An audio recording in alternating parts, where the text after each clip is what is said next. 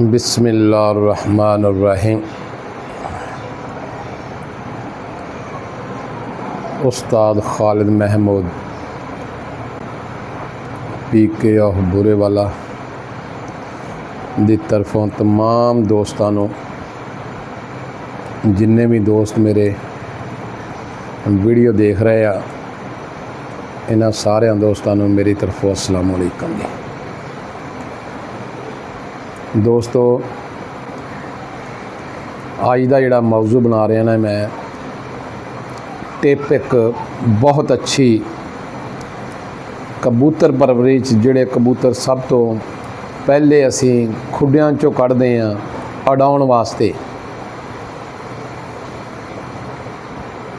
ते पहलियां परवाज़ां कबूतर बहुत अच्छियां अच्छियां परवाज़ां दिंदे आ, जिन्हां नूं असीं कहने भी सुक्के छड्ड रहे हैं। शाम नूं पानी उन्हां दा कढ़ दिंदे आ, सुबह उन्हां नूं 5:30 बजे 5:15 बजे पल्ला मारदे हैं, ते कबूतर रोज़ाना दी बुनियाद ते कबूतर वध के बहिंदे आ। पहले दिन कबूतर छड्डे कोई 10-20 मिनट अद्धा घंटा उन्हां नूं असीं धुप लवाउने आ। उस तो बाद असी उन्होंने उतार के दाना पानी हर चीज़ दिन्ने आ।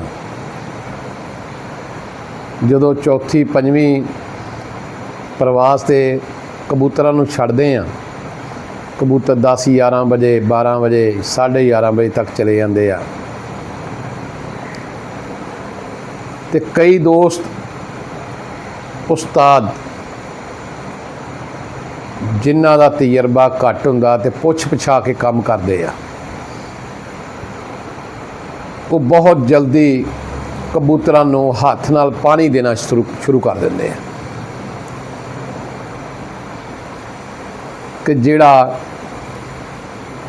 दिंदे अपने फायदे वास्ते आ, ते वो उन्हां वास्ते जहर हुंदा है।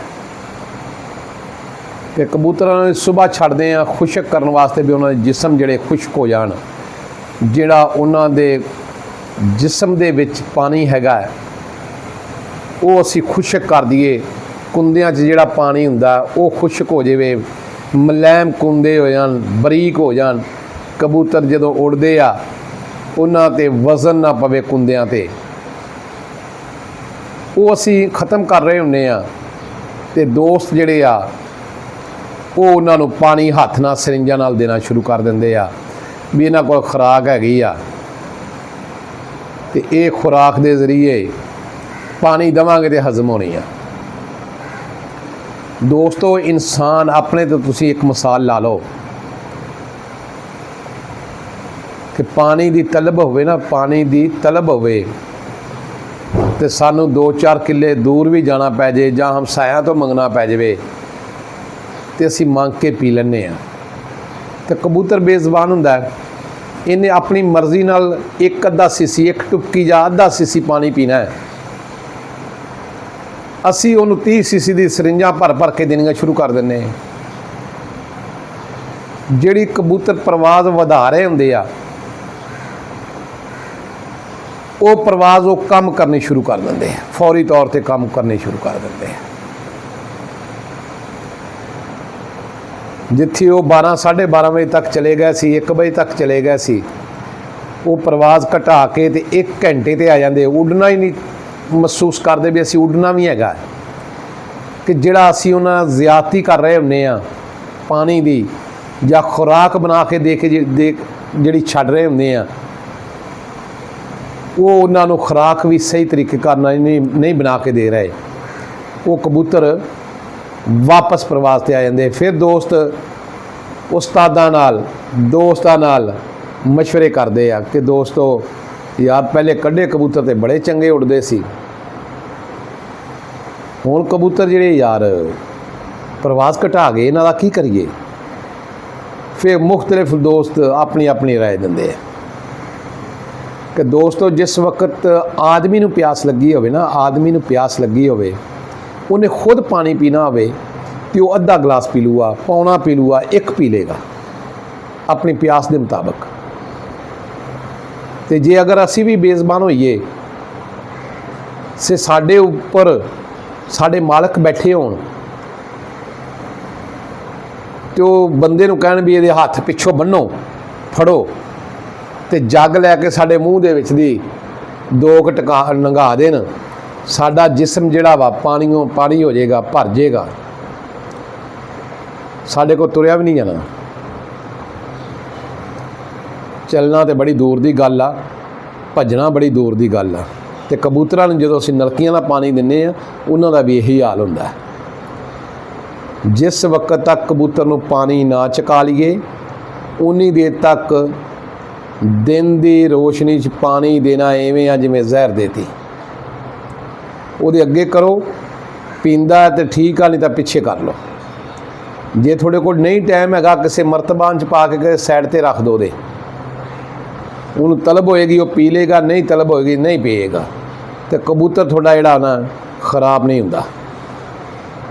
ਚਲੋ ਖਰਾਬ ਹੋ ਗਿਆ, ਖਰਾਬ ਹੋਣ ਤੋਂ ਬਾਅਦ ਹੁਣ ਇਹਨੂੰ ਸਹੀ ਕਰਨਾ ਹੈ। ਸਹੀ ਕਰਨ ਵਾਸਤੇ ਮੁਖਤਲਿਫ ਤਰੀਕੇਕਾਰ ਆ। ਮੁਖਤਲਿਫ ਤਰੀਕੇ ਕੀ ਆ ਕਿ ਸਾਰੇ ਦੋਸਤ ਕੋਈ ਕਿਸੇ ਦਾ ਉਸਤਾਦ ਕੋਈ ਚੀਜ਼ ਦੱਸ ਰਿਹਾ, ਕਿਸੇ ਦਾ ਕੋਈ ਦੱਸ ਰਿਹਾ। ਜਿਹੜੇ ਦੋਸਤਾਂ ਦੇ ਕੋਲੇ ਬਹੁਤ ਅੱਛੀਆਂ ਟਿੱਪਾਂ ਹੁੰਦੀਆਂ, ਉਹਨਾਂ ਦੇ ਵਿੱਚ ਜਿਹੜੇ ਕਬੂਤਰ ਪ੍ਰਵਾਸ ਛੱਡ ਦਿੰਦੇ ਆ, ਉਹਨਾਂ ਦੇ ਮੋਢਿਆਂ ਦੇ ਵਿੱਚ ਸੋਜ਼ ਆ ਜਾਂਦੀ ਹੈ। ਸੋਜ਼ ਨਹੀਂ ਆਉਂਦੀ, ਉਹਨਾਂ ਦੇ ਮੋਢਿਆਂ 'ਚ ਪਾਣੀ ਚਲਾ ਜਾਂਦਾ, ਮੋਢੇ ਮੋਟੇ ਹੋ ਜਾਂਦੇ ਆ। ਜਦੋਂ ਉਹਨਾਂ ਦੇ ਮੋਢਿਆਂ ਨੂੰ ਹੱਥ ਲਾਉਣੇ ਨਾ, ਉਹਨੂੰ ਤਕਲੀਫ ਹੁੰਦੀ ਆ, ਮੂੰਹ ਵੀ ਖੋਲਣਗੇ, ਪਕੜੇ ਵੀ ਨਹੀਂ ਜਾਣਗੇ ਹੱਥ 'ਚ।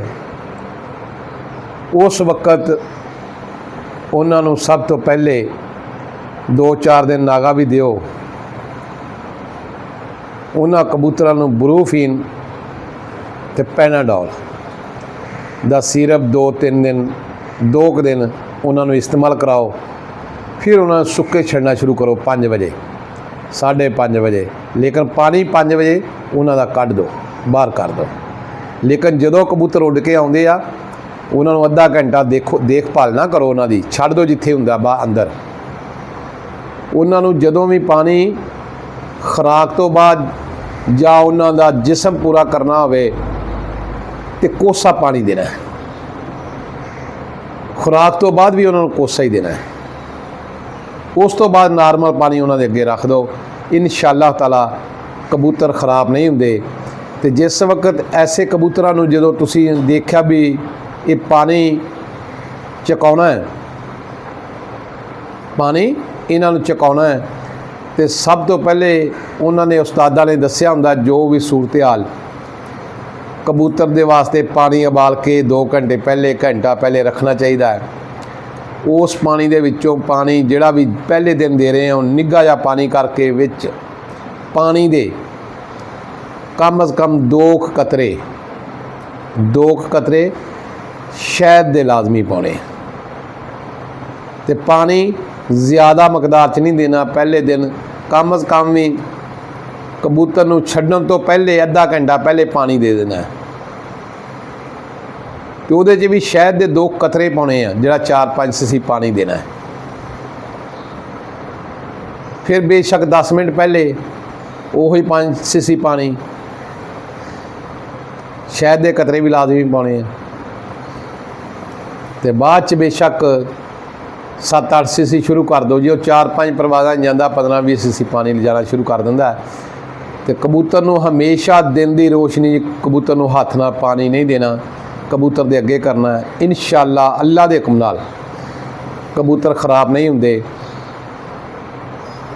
ਕਬੂਤਰ ਪ੍ਰਵਾਜ਼ ਕਰਨਗੇ। ਅੱਗੇ ਹਰ ਆਦਮੀ ਦੀ ਆਪਣੀ ਕਿਸਮਤ ਆ, ਜਿੰਨੀ ਕਿ ਮਿਹਨਤ करोगे उन्ना का फल मिल जाएगा। खालिद महमूद पी के बुरे वाला, हम बनेंगे आप दोस्तों की आवाज़। अल्लाह हाफिज़।